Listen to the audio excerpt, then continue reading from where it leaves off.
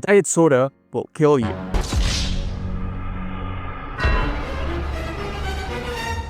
That is what you probably heard a diet guru or fitness influencer claim on social media, especially someone whose name starts with Eric Berg and rhymes with why the hell is a chiropractor giving diet advice. In this video, we will see if diet soda deserves this bad rep with scientific evidence that you can find in the description.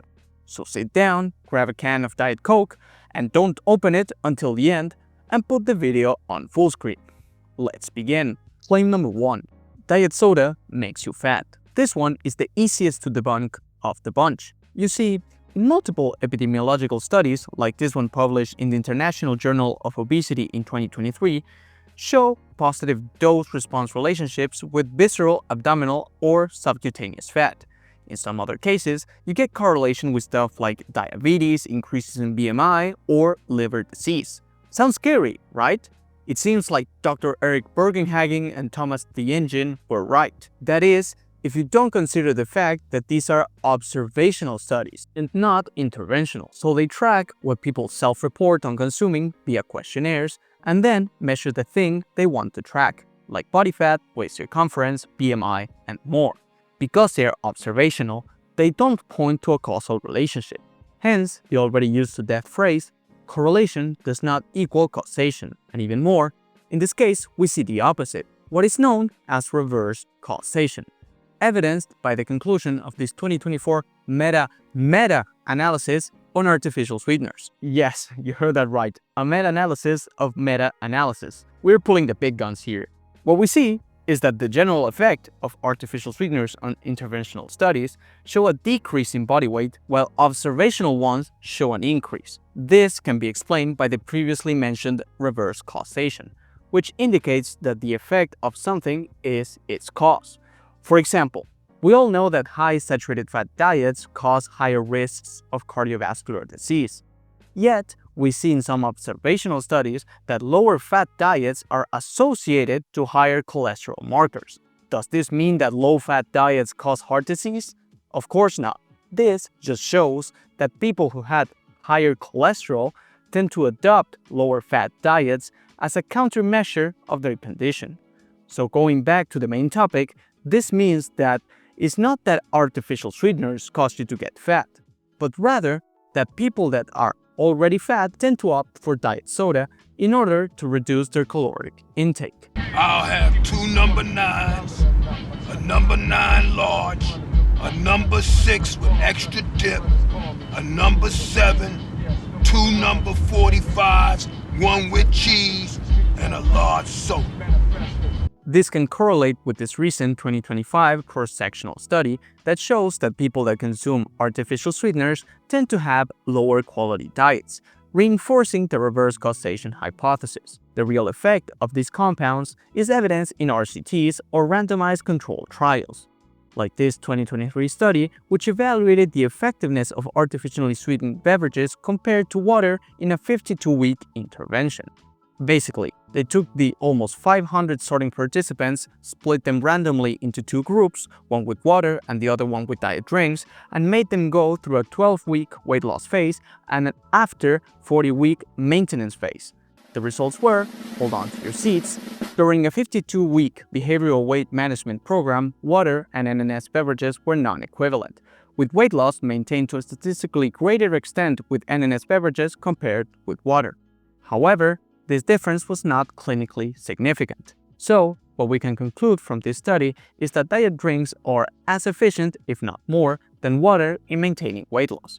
Added to this is this 2021 systematic review which concluded that low-calorie sweeteners are effective as a weight loss tool.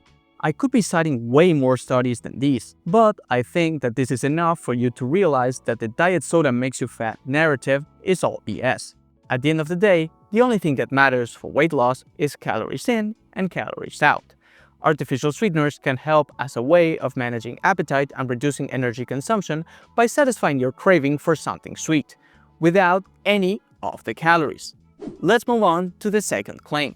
Claim number 2. Artificial sweeteners are bad for your health. The most bashed artificial sweetener in the fitness sphere, and the most researched as well, is aspartame. The main argument is that after its consumption, the breakdown of aspartame into its constituents, i.e. aspartic acid, methanol, and phenylalanine, will cause some sort of toxicity or damages to your health. On a surface level analysis, we can see that both aspartic acid and phenylalanine are amino acids, one non-essential, which we produce ourselves in our body, and the other one we need to get via diet. So we can safely assume that these two are not going to cause any trouble. The main compound that generates fear is methanol, which is an alcohol that has been shown to have adverse health effects in sufficient doses. Keyword here, sufficient doses. So, how can we know if the amount of methanol from aspartame is sufficient to cause any harm to us? Well, there's a whole subject that dedicates itself to analyze the toxicity of different compounds. The subject of toxicology can help us answer this question. The acceptable daily intake, or ADI for short, is the amount you are recommended to consume from a certain substance. The ADI for aspartame is 40 milligrams per kilogram per day.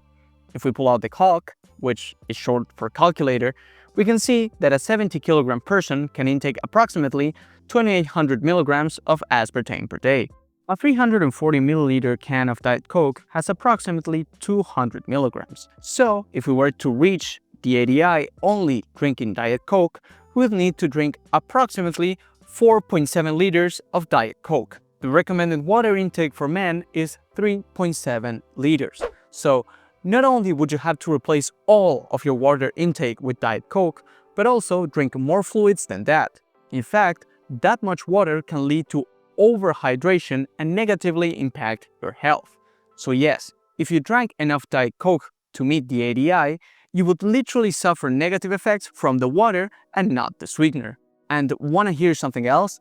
This is not even close to the necessary dose to cause any effect, since the ADI is determined by dividing the non-observed adverse effect level, or NOAEL for short, by a safety factor, usually no less than by 100 times. So in reality, the true ceiling for aspartame is much higher. So in summary, the dose makes the poison. And just because I'm petty, I'll let you know that stevia or steviol glycosides is not 40 milligrams per kilogram per day like aspartame. It's 4. So the sweetener all these gurus are telling you to use is 10 times more toxic than aspartame. The Dunning-Kruger effect is strong for these people.